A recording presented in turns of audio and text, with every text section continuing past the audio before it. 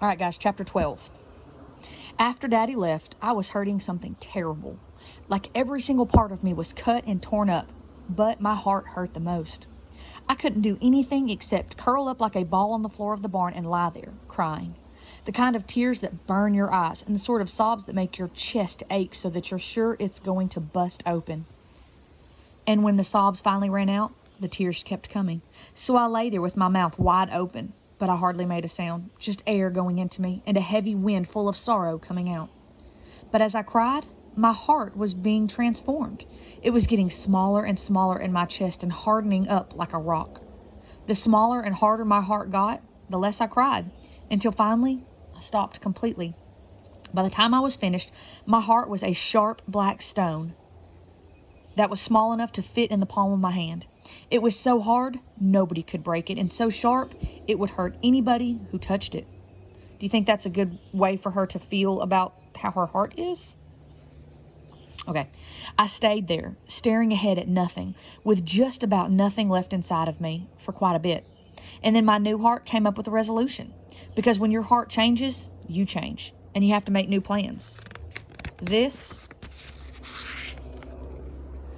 resolution was for the new me, the new Ida B. All right, Daddy, I thought, I'll do what you say. I'll go back to Ernest B. Lawson Elementary School, but I won't like it. I won't like the people who buy the land, and I won't like my teacher, or the kids in my class, or the ride on the bus, and I won't like you, or Mama either. I decided I would do whatever I had to, just shy of death and dismemberment, to fight the craziness that had taken over my family and was invading my valley. I'd come up with a plan, and they'd be sorry, every single one of them, that they had to reckon with Ida B. I could feel the hardness of my heart spreading into my arms and my legs and my head, and it felt fine. I would win. That night, I went up the mountain and stood in front of that bare old white tree. "Thank you so much for your kind words of wisdom the other day," I said, stickly sweet like corn syrup. I really took them to heart, I must say. Yep, I went on, like honey and brown sugar and molasses mixed together. I have to tell you, I was feeling much better after our little chat.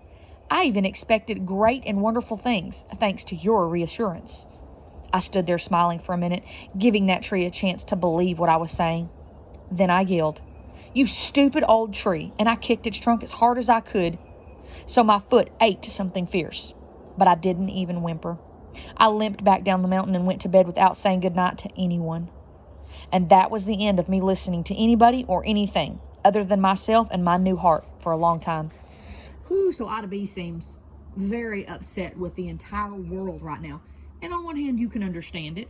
She's young, and a whole bunch of stuff just changed. That was a short chapter, and chapter 13 is too, so we're going to read it as well.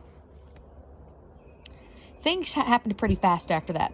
Sunday night, I got my clothes ready for the next morning. Black jeans, black t-shirt, black socks. And if I'd had black underwear, I'd have worn that too. Daddy packed my lunch. And Mama asked me if I wanted ribbons in my hair tomorrow. "No, thank you," I said without even looking at her, because I would not dress myself up just so I could be dropped head first into the sacrificial pit of never-ending agony. But I didn't say that part. I went to bed, and after a couple of minutes, Mama knocked on my door and asked, "Can I come in?" "Okay," I told her. She sat down on the edge of my bed and just looked at me for a while, but I stared at the ceiling like I was seeing something the most supreme importance up there.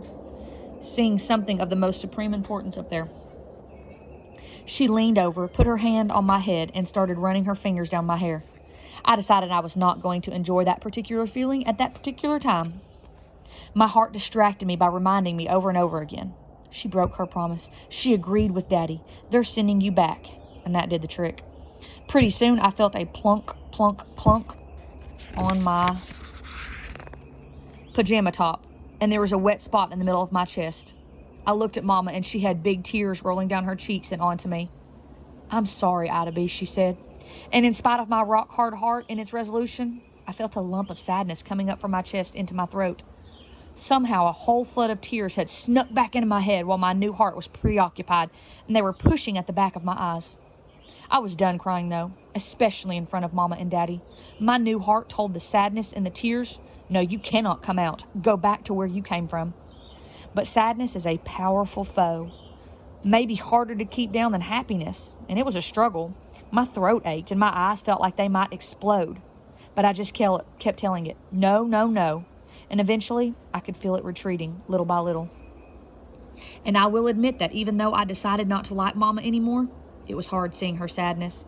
A part of me wanted to help it, but I knew if I said anything or touched her or moved just a little bit, all the sadness in me would take that opportunity to rise right back up again and pour out, and there'd be no stopping it. We'd be lost in it forever. So I just looked at her. Finally, she bent down and kissed me and said, "Good night, baby," and went away.